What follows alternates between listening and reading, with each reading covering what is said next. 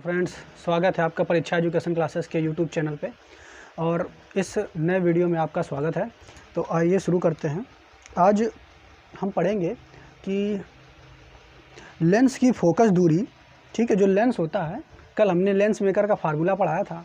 तो lens maker का formula जो होता था वो क्या होता था, वो आपको हमने बताया था 1/f बराबर n 2 1 -1 और ब्रैकेट में 1/r1 - 1/r2। ये लेंस मेकर का फार्मूला था, ठीक है। यानी कैसा लेंस मेकर का फार्मूला था, तो इसमें हमने आपको बताया था कि जब कोई लेंस अगर है, ठीक है, वो ऐसे माध्यम में रखा हो जिनके दोनों तरफ माध्यम सेम हो। मतलब अगर जैसे लेंस है, इस लेंस को हमने ऐसे रख दिया वायु में, ठीक, तो इधर भी माध्यम वही है वायु और इधर भी माध्यम वही है। तो इसके लिए इसका जो फोकस दूरी का फार्मूला था वो ये निकल के आया था। इसी फार्मूले को हमने लेंस मेकर फार्मूला कहा था, ठीक है। इतनी बात तो क्लियर है। और लेंस मेकर फार्मूले में यहाँ पे अब हमें क्या देखना है कि अगर हम क्या करें कि जो ये लेंस मेकर का फार्मूला है, ठीक है, तो इसमें अगर यहाँ पे हम माध्यम, यहाँ पे जो माध्यम पहले वायु था केवल, ठीक है, अब ऐसे माध्यमों को यहाँ परिवर्तित करें। जैसे मतलब क्या हुआ, मतलब ये हुआ कि यहाँ पे अब हम माध्यम ऐसा लाएं, जैसे इसका मान लो कांच का अपवर्तनांक है n, ठीक है, और n बराबर मान लेते हैं इसका 1 है। कांच का अपवर्तनांक कितना है, 1, ठीक है। n बराबर 1 नहीं, n बराबर लेते हैं 5, ठीक, अपनी मर्जी से। कांच का अपवर्तनांक मान लिया 5, वैसे 5 होता नहीं है, 1.5 होता है, ठीक है। तो कांच का अपवर्तनांक हमने मान लिया 5। अब इधर वायु का अपवर्तनांक कितना होता है, तो 1। तो क्या है, दोनों तरफ जो अपवर्तनांक है वायु का वो कम है, ठीक है। इतनी बात क्लियर, बिल्कुल सही। अब हम क्या करें, जो दोनों तरफ अपवर्तनांक वायु का वो कम है, अब हम इस कांच को उठा करके ऐसे माध्यम में रख दें जिसका अपवर्तनांक इस कांच के अपवर्तनांक के बराबर हो, ठीक है। तो इसके इस लेंस के फोकस दूरी पे क्या प्रभाव पड़ेगा वो जानेंगे, ठीक है। साथ ही साथ अगर हम ऐसे माध्यम में रख दें, ऐसे माध्यम में रख दें कि जो यहाँ इधर माध्यम है उसका अपवर्तनांक इस लेंस के अपवर्तनांक से ज़्यादा हो जाए, बात समझ में आ रही है कि नहीं। इस लेंस को ऐसे माध्यम में रख दें कि ये जो माध्यम बाहर वाला है इसका अपवर्तनांक मान लेते हैं, इसका अपवर्तनांक 10 हो गया माध्यम का, और इसका अपवर्तनांक 5 ही रह गया। तब क्या फ़र्क पड़ेगा इसकी फोकस दूरी में, ठीक है। तो ये बात जानेंगे। यानी हम इसका कहने का मतलब ये हुआ कि अगर जो बाहरी माध्यम है, ठीक है, किसी लेंस के बाहर जो माध्यम है उसकी अपवर्तनांक का मान अगर बढ़ाएं या घटाएं तो हमारे लेंस के फोकस दूरी में क्या प्रभाव पड़ेगा। पहली बात तो ये, ठीक है। दूसरी बात क्या हुई, और क्या हम इसमें सीखेंगे आज के टॉपिक में, और ये सीखेंगे कि लेंस जो है अगर इस लेंस को की वक्रता त्रिज्या को बढ़ाया या घटाया जाए, ठीक है, माध्यम वही बना रहने दें, लेंस की वक्रता त्रिज्या को अगर बढ़ाए या घटाएं तो जबकि माध्यम वही रहे, ठीक है। वक्रता त्रिज्या को हम क्या करेंगे, वक्रता त्रिज्या को बढ़ाएंगे तो लेंस जो है हमारा कैसा हो जाएगा, पतला हो जाएगा। अब वक्रता त्रिज्या को अगर घटा दिए तो लेंस मोटा होता चला जाएगा।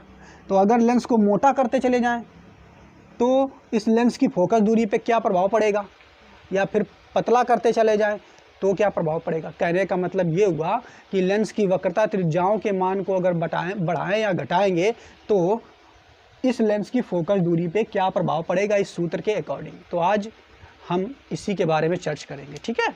तो टॉपिक का नाम है, इसको देख लीजिए, क्या नाम है इस टॉपिक का, नाम है लेंस की फोकस दूरी की लेंस के पदार्थ के अपवर्तनांक तथा लेंस के पृष्ठों की वक्रता त्रिज्याओं पर निर्भरता, ठीक है। तो चलिए शुरू करते हैं। पहले हम सीखेंगे क्या, अपवर्तनांक पर निर्भरता, ठीक है। बाद में वक्रता त्रिज्याओं पर निर्भरता हम सीखेंगे, ठीक। तो ये हमने चार्ट के रूप में बना लिया है और इसी को आपको याद करना है। विभिन्न प्रकार के ऑब्जेक्टिव क्वेश्चन इस तरीके से बनते हैं, ठीक है। तो समझते हैं और शुरू करते हैं। तो देख लेते हैं, मान लिया ये स्थिति हमने दी इस चार्ट में, और ये क्या दिया है, लेंस की फोकस दूरी f, ये स्थिति दी गई है। स्थिति किस अकॉर्डिंग दी गई उसको भी बताएंगे। और लेंस की फोकस दूरी में क्या परिवर्तन होगा ये बताया गया है, और ये इससे कुछ परिवर्तन जुड़े हुए पॉइंट हैं लेंस से संबंधित, उनको हम जानेंगे। ठीक है, तो सबसे पहला हम ले लेते हैं, ये यहाँ पे n है, ठीक है, अपवर्तनांक है, और ये अपवर्तनांक जो है कौन सा है, ये माध्यम का अपवर्तनांक हम इसको लेंगे। ठीक है, किसका अपवर्तनांक है, ये माध्यम का, ये बिल्कुल आप याद करके। ठीक, ये कांच जो लेंस है उसका अपवर्तनांक हम नहीं ले रहे हैं, किसका है, माध्यम का। तो शुरू करते हैं अब। तो देखिए पहली स्थिति यहाँ पे बताई गई है, क्या बताई गई है, यहाँ पे देखो दो अपवर्तनांक हमने लिए हैं।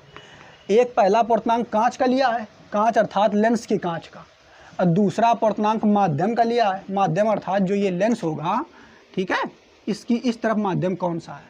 और दोनों किस तरीके से लिए, देखो ANG, मतलब लेंस के कांच का अपवर्तनांक वायु के सापेक्ष। ठीक है, दूसरा अपवर्तनांक किसका लिया है, तो जो बाहर ये माध्यम भरा होगा, ठीक है, वायु हो सकता है, कोई द्रव हो सकता है, कुछ भी माध्यम है, तो माध्यम को हमने L से प्रदर्शित किया, कहाँ से, L से, लिक्विड है। ठीक है, तो माध्यम का अपवर्तनांक काय के सापेक्ष, वायु के सापेक्ष। ठीक, अब ये पहली कंडीशन में क्या दिया गया है, यदि कांच का अपवर्तनांक यानी कांच अर्थात लेंस का अपवर्तनांक जो है वो ग्रेटर देन हो माध्यम के अपवर्तनांक से, मतलब हम ये समझ सकते हैं, ये कांच है, जैसे उदाहरण दे देते हैं, ये कांच है और कांच का अपवर्तनांक होता है 1.5। ठीक है, कांच का अपवर्तनांक कितना होता है, 1.5, और ये बाहर जो हमने माध्यम भरा हुआ है, ये क्या भरा हुआ है, ये पानी भर दिया है। ठीक है, इस लेंस को हमने कहाँ में रख दिया है, पानी में, और पानी का अपवर्तनांक कितना होता है, तो 1.3 होता है। ठीक है, कितना होता है, 1.3।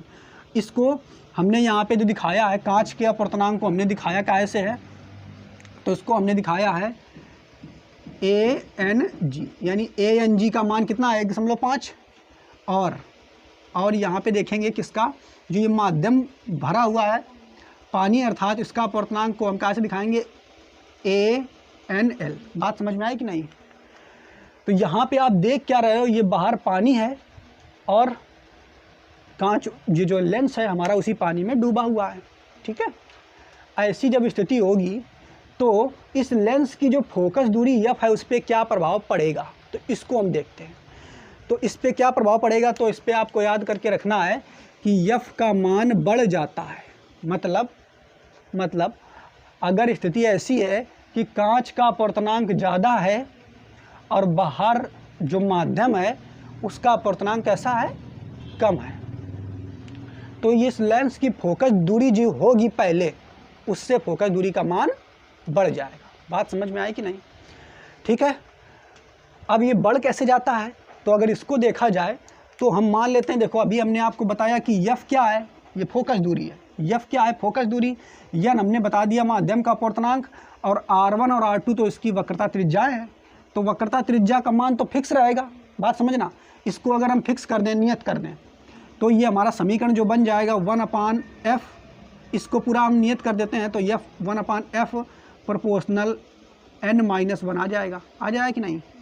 इसको भी अगर हटा दें, ये भी नियत है 1, तो ये आ जाएगा 1/f प्रोपोर्शनल n, आ जाएगा कि नहीं। तो हमने बताया क्या कि n का मान हम क्या कर रहे हैं, कम कर रहे हैं। बात समझना, n का मान जो है कम है, कौन से n का लेना, माध्यम का अपवर्तनांक। देखो इधर देखते रहो समझ से, माध्यम का जो अपवर्तनांक है, ये जो माध्यम ये है, ठीक है, इसका अपवर्तनांक का मान जो कम है, किससे, तो कांच के अपवर्तनांक के मान से कम है। तो हम कम किसको कर रहे हैं, माध्यम के अपवर्तनांक के मान को अगर हम घटाएंगे तो श्योर सी बात है लेंस की जो फोकस दूरी है वो बढ़ जाएगी। ठीक है, इतना ही आप समझ लीजिए, गणना करके समझाने में बहुत समय लगेगा, तो इतना ही समझ लीजिए कि लेंस अगर हम माध्यम के अपवर्तनांक को घटाएंगे तो लेंस की फोकस दूरी बढ़ जाएगी। वही बात हमने आपको बताई है, क्या फोकस दूरी जो है वो बढ़ जाएगी। ठीक है, ठीक, अब इसमें क्या क्या परिवर्तन आएंगे, अगर बाहर जो माध्यम है उसका अपवर्तनांक कम है, किससे, कांच के अपवर्तनांक से, तो क्या क्या परिवर्तन आएंगे उनको देख लेते हैं। F का मान बढ़ जाता है अर्थात फोकस दूरी बढ़ जाती है। दूसरा पॉइंट क्या है, लेंस की प्रकृति नहीं बदलती है। इसका मतलब क्या हुआ, इसका मतलब ये हुआ कि अगर हम लेंस को ऐसे माध्यम में डुबोए हुए हैं जिसका अपवर्तनांक लेंस के अपवर्तनांक से कम है, तो लेंस अगर आपका उत्तल लेंस की तरह व्यवहार कर रहा है तो वो उत्तल लेंस की तरह ही व्यवहार करेगा, और अगर अवतल लेंस आप डुबाए हुए हो तो वो अवतल लेंस की तरह ही व्यवहार करेगा, मतलब लेंस की प्रकृति नहीं बदलेगी। ठीक है, बात समझ में आया। लेकिन अभी आगे पढ़ेंगे तो लेंस की प्रकृति बदल जाएगी, देखना कैसे। ठीक, तो ये दूसरी बात आपको याद रखना है। उदाहरण क्या बताया हमने, तो इसका उदाहरण याद रखना है। लेंस को अगर पानी में डुबा दें, ठीक है, तो लेंस में कांच का अपर्तनांक ज़्यादा होता है, पानी का अपर्तनांक कम होता है। ठीक, तो पहली बात तो ये हमें समझ में आ गई। ठीक, दूसरी बात, दूसरा समझ लेते हैं। अब क्या है, कांच का अपर्तनांक जो है वो माध्यम के अपर्तनांक के बराबर हो। मतलब क्या हुआ, मतलब ये हुआ कि अब ये जो कांच लेंस है आपका, इस लेंस को अगर हम कहाँ में डुबो दें, ऐसे माध्यम में डुबो दें, ठीक है, जिसका अपर्तनांक ऐसे माध्यम में डुबो दें, ठीक है, ये ऐसा कोई माध्यम ले लें, इसके चारों तरफ पानी डालें, ऐसा माध्यम ले लें जिसका अपर्तनांक इस कांच के अपर्तनांक के बराबर हो। बात समझना, किसके बराबर हो, इस ये लेंस के कांच के अपर्तनांक के बराबर हो। यानी जितना अपर्तनांक इसका है लेंस का, उतना ये अपर्तनांक ये जो बाहर आपका माध्यम भरा गया है उसका है। तो अब क्या होगा, ये लेंस जो है आपका कैसा रह जाएगा, समझना कोशिश करना इसको। तब अब ये लेंस कैसा हो जाएगा, ठीक, तो जो आपका ये लेंस है वास्तव में अगर उत्तल लेंस है तो ये उत्तल लेंस की तरह व्यवहार नहीं करेगा। अवतल लेंस है तो अवतल लेंस की तरह भी व्यवहार नहीं करेगा, ये एक समतल लेंस की तरह व्यवहार करेगा। ठीक, और कह दो समतल लेंस की तरह व्यवहार करेगा। तो समतल लेंस जो होता है उसकी फोकस दूरी कितनी होती है, तो समतल लेंस की फोकस दूरी अनंत होती है। भाई समतल लेंस ऐसा होता है, ठीक, अब इसकी फोकस दूरी जो होगी वो अनंत होगी, अनंत पे होती है इसकी फोकस दूरी। ठीक है, बात समझ में आई कि नहीं। तो इसका मतलब क्या हुआ, अगर हम लेंस को ऐसे माध्यम में डुबा दें जिसका अपर्तनांक यानी उस माध्यम का अपर्तनांक लेंस के अपर्तनांक के बराबर हो जाए, तो इस लेंस की फोकस दूरी अब कैसी हो जाएगी, तो इस लेंस की फोकस दूरी अब अनंत हो जाएगी। कैसी हो जाएगी, अनंत हो जाएगी। ठीक है, बात समझना। अब अनंत कैसे हो जाती है, तो ये भी एक समझने वाला प्रश्न है। ठीक है, कि अनंत भाई कैसे हो जाती है, तो इसको इसी समीकरण से सॉल्व किया जाएगा। ठीक है, पहले इसको समझ लेते हैं, इस पॉइंट को, कि फोकस दूरी कैसी हो जाएगी, अनंत हो जाएगी। ठीक, ये वहाँ पे हमने बताया फोकस दूरी कैसी हो जाएगी, अनंत हो जाएगी। यदि कांच का अपर्तनांक और माध्यम का अपर्तनांक बराबर है तो फोकस दूरी अनंत हो जाएगी। और अब क्या हो जाएगा, लेंस जो है आपका अगर उत्तल लेंस है तो वो समतल लेंस की तरह व्यवहार करेगा। उत्तल लेंस है अगर वो, तो किसकी तरह व्यवहार करेगा, समतल लेंस की तरह व्यवहार करेगा। और अवतल लेंस है अगर, तब भी वो समतल लेंस की तरह व्यवहार करेगा। इसका उदाहरण अगर बताया जाए, में देखते हैं तो ये वाला क्या इसका उदाहरण दिया है। ठीक है, इसका उदाहरण क्या है कि लेंस को ठीक है, अगर या लेंस कोई भी जो है उसको अगर हम कार्बन डाइसल्फाइड, ठीक है, में डुबा दें, कार्बन डाइसल्फाइड में अगर हम डुबा देते हैं तो क्या होता है, इस तरीके इसकी घटना जो है वो दिखाई पड़ती है। मतलब क्या हुआ कि लेंस जो होगा वो समतल लेंस की तरह व्यवहार करेगा। ठीक है, इसके बाद अगला क्या है कि यदि कांच का अपवर्तनांक, मतलब जो आपका लेंस है, ठीक है, उसके कांच का अपवर्तनांक और जो बाहर माध्यम है, ठीक है, माध्यम का अपवर्तनांक जो है वो ज़्यादा हो जाए कांच के अपवर्तनांक से। ठीक है, क्या यहाँ पे लिखा हुआ है, कांच का अपवर्तनांक इज लेस देन माध्यम, मतलब माध्यम जो यहाँ पे है उसका अपवर्तनांक ज़्यादा हो जाए और कांच का अपवर्तनांक कम हो जाए, तो क्या होगा इसके फोकस दूरी में। तो बिल्कुल आपको पता कर रखना है कि तो यफ का मान जो है वो घट जाता है। ठीक है, यफ का मान घट जाता है अर्थात ऋणात्मक हो जाता है। और जबकि आपका उत्तल लेंस जो है वो अवतल लेंस की तरह व्यवहार करेगा। मतलब क्या हुआ कि जो आपका ये लेंस जो है, अगर ऐसा किसी माध्यम में हम इस लेंस को डुबोएंगे जिसका अपवर्तनांक इस लेंस के अपवर्तनांक से ज़्यादा है, मान लेते हैं कि ये जो लेंस है इसका अपवर्तनांक 1.5 है और इसको किसी ऐसे माध्यम में डुबोते हैं जिसका अपवर्तनांक 3 है।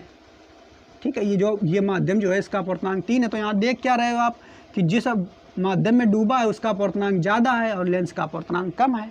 तो इस स्थिति में क्या होगा कि जो आपका ये उत्तल लेंस होगा ये अवतल लेंस की तरह व्यवहार करेगा।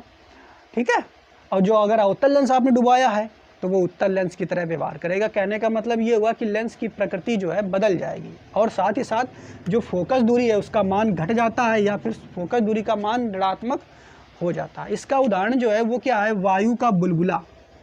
जैसे आप देखोगे क्या कि ये वायु है, ठीक, सॉरी ये जल है, तो जल में आप देखते क्या हो, अगर वायु का बुलबुला अगर है इस तरीके से, ठीक, तो यहाँ पे बीच में ये वायु का बुलबुला एक लेंस की तरह व्यवहार कर रहा है, बना हुआ है, मान लेते हैं लेंस की तरह व्यवहार कर रहा है और ये बना काहे का है, वायु का। तो वायु का अपवर्तनांक मान लेते हैं 1 होता है और जो जल होता है उसका अपर्तनांक 1.33 होता है। तो आपने देखा क्या कि जो बाहर माध्यम है उसका अपर्तनांक ज़्यादा है और जिसका लेंस बना हुआ है वायु का उसका अपर्तनांक कम है। तो इसका मतलब अगर ये आपका बुलबुला उत्तल लेंस की तरह व्यवहार था तो यह अवतल लेंस की तरह व्यवहार करेगा और इसकी फोकस दूरी जो होगी ऋणात्मक हो जाएगी। ठीक है, तो इससे जुड़े हुए क्वेश्चन जो हैं ऑब्जेक्टिव में आते हैं, तो बस आप इन पॉइंट्स को याद रखिए और इसी के आधार पे आप उन ऑब्जेक्टिव क्वेश्चंस का आंसर दे सकते हो। ठीक है, आगे अब हम पढ़ेंगे, इसका स्क्रीनशॉट आप लीजिए। ठीक है, तो अब देखते हैं, ठीक है, जो लेंस अब देखते हैं कि जो लेंस है, ठीक है, तो वास्तव में लेंस मेकर का फार्मूला एक बार फिर से लिखते हैं। 1/f बराबर क्या था, 1/f बराबर n-1 और 1/r1 माइनस 1/r2। ठीक है, तो अब जो है हम ये देखेंगे कि जो वक्रता त्रिज्याएं हैं लेंस की, अब हम ये देखेंगे कि जो r1 और r2 वक्रता त्रिज्याएं हैं, अगर इनके चिन्ह बदलते हैं या ये परिवर्तित होती हैं तो फिर f में क्या परिवर्तन आता है। ठीक है, यानी वक्रता त्रिज्याओं के परिवर्तन पे लेंस की फोकस दूरी में क्या परिवर्तन आता है, ये हम देखेंगे। ठीक है, अभी इससे पहले हमने देखा था कि अगर अपवर्तनांक माध्यम का बदलता है तो लेंस की फोकस दूरी में क्या परिवर्तन आया है, उनकी स्थितियों को हमने चार्ट वाइज सजा करके पढ़ लिया है। अब इसको देखते हैं। तो ये दो तरीके से होता है। ठीक है, दो तरीके के लेंसों में, अवतल लेंस या उत्तल लेंस। ठीक है, सबसे पहले उत्तल लेंस के लिए बात करेंगे, दो तरीके से निर्भरता इनकी पढ़ेंगे हम। ठीक है, किसके किसके लिए, तो सबसे पहले उत्तल लेंस के लिए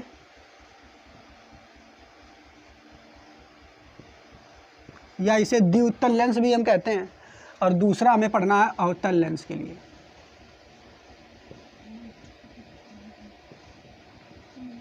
ठीक है, तो अब देखते हैं पहले उत्तल लेंस। उत्तल लेंस अगर बात करें वो इस तरीके से होता है, कुछ इस तरीके से उत्तल लेंस होगा आपका। ठीक है, अवतल लेंस आपका इस तरीके से होगा। ठीक है, अब अगर हम इसमें बात करें कि उत्तल लेंस की वक्रता त्रिज्या और अवतल लेंस की वक्रता त्रिज्या के बारे में बात करें, तो सबसे पहले उत्तल लेंस की बात करते हैं। तो इसकी जो ये लेंस है इसका, तो इसको अगर पूरा करें पहली सतह को, तो इसका जो पहला वृत्त बनेगा वो इस तरीके से बनेगा।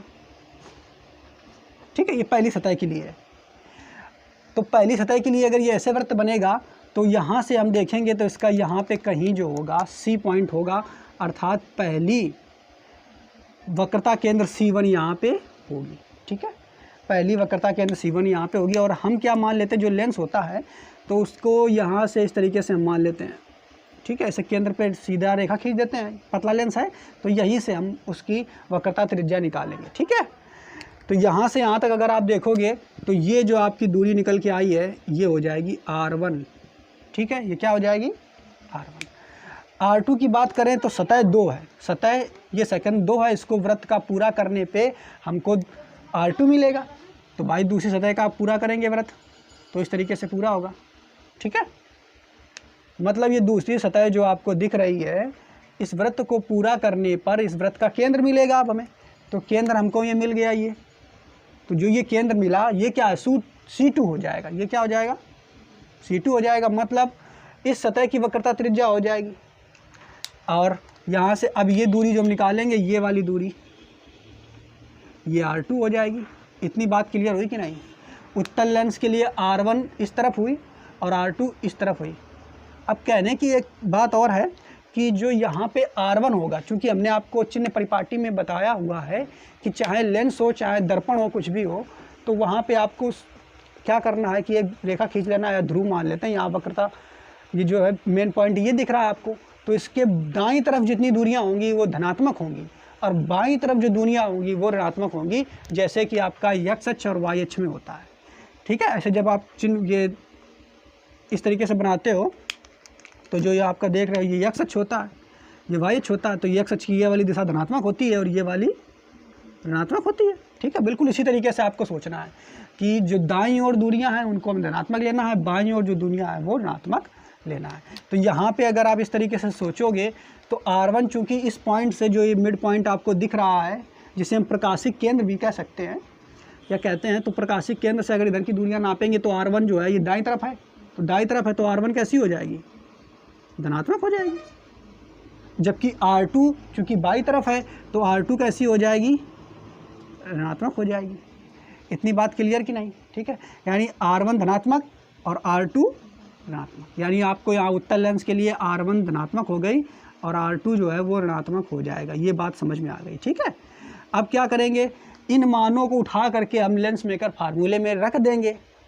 रखते हैं, चलो। तो रखेंगे तो क्या लिखेंगे, लेंस मेकर,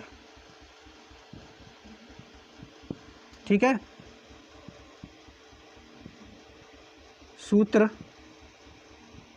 में रखने पर, किसको रखने पर, अरे भाई ये जो चिन्ह है, चिन्ह सहित R1 R2 को रखेंगे। R1 R2 तो पहले से ही दी गई वक्रता त्रिज्या है, रखेंगे तो आ जाएगा ये 1/f बराबर n-1। 1/R1 कैसा हो जाएगा, तो प्लस में हो जाएगा, 1/R1 प्लस में हो जाएगा।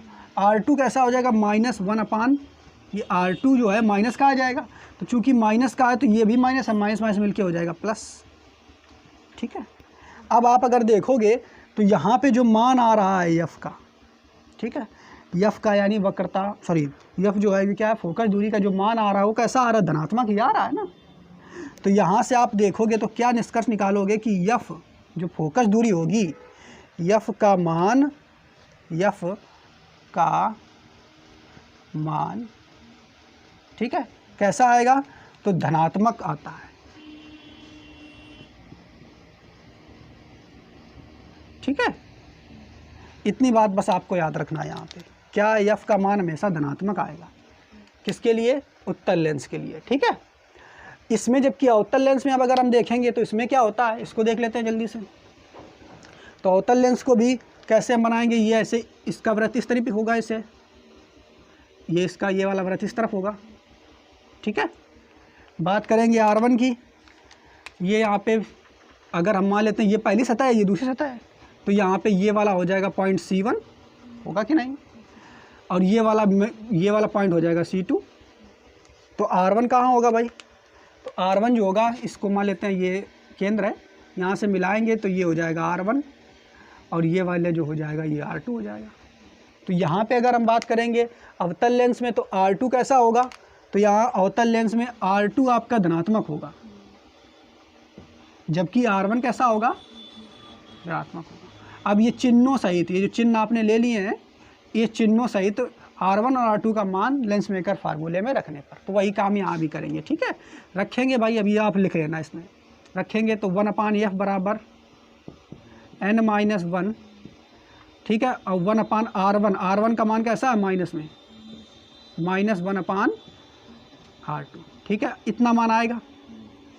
अब क्या कर सकते हैं हम इसमें, तो अगर देखा जाए माइनस चिन्ह हम कॉमन अगर ले लें यहाँ से, ठीक है, माइनस चिन्ह अगर हम यहाँ से कॉमन लेंगे तो क्या हो जाएगा, माइनस चिन्ह बाहर लेते हैं तो ये आ जाएगा माइनस का n-1, और जब माइनस चिन्ह बाहर लेंगे तो ये आ जाएगा 1/R1, और ये माइनस है तो प्लस हो जाएगा, और ये 1/R2, ठीक है, और ये 1/f बराबर आएगा, ये देखो माइनस चिन्ह आएगा आगे, तो यहाँ पे 1/f बराबर माइनस का n-1 R1 प्लस R2 आएगा। तो यहाँ पे आपने देखा क्या, यहाँ पे देखा कि जो f का मान आ रहा है वास्तव में कैसा आ रहा है, ऋणात्मक। तो अवतल लेंस के लिए f का मान कैसा आएगा, ऋणात्मक। यानी हम कह सकते हैं अवतल लेंस जो होगा उसके लिए फोकस दूरी ऋणात्मक होगी, ऋणात्मक, ठीक है। तो बस ये अब हमें समझ में आ गया। तो अब इसमें हमने पढ़ लिया क्या कि जो आपका लेंस होता है तो लेंस की जो फोकस दूरी होती है वास्तव में वो दो चीज़ों से परिवर्तित होती है, ठीक है। कौन कौन सी, पहला जो माध्यम का अपवर्तनांक होता है, तो माध्यम के अपवर्तनांक से कैसी परिवर्तित होता है उसको हमने देख लिया। दूसरा कि उत्तल लेंस या अवतल लेंस की वक्रता त्रिज्याएँ जो हैं, ठीक है, तो उस हिसाब से कैसे वो परिवर्तित होता है। मतलब अगर उत्तल लेंस है तो फोकस दूरी ऋणात्मक आएगी, सॉरी धनात्मक आएगी। अब अवतल लेंस है तो फोकस दूरी ऋणात्मक आएगी, ठीक है। तो आपको ये वीडियो पसंद आया होगा, उम्मीद करते हैं। तो अगर पसंद आया तो लाइक कीजिए, सब्सक्राइब कीजिए और दोस्तों को शेयर कीजिए। अब मिलते हैं नेक्स्ट वीडियो में। धन्यवाद।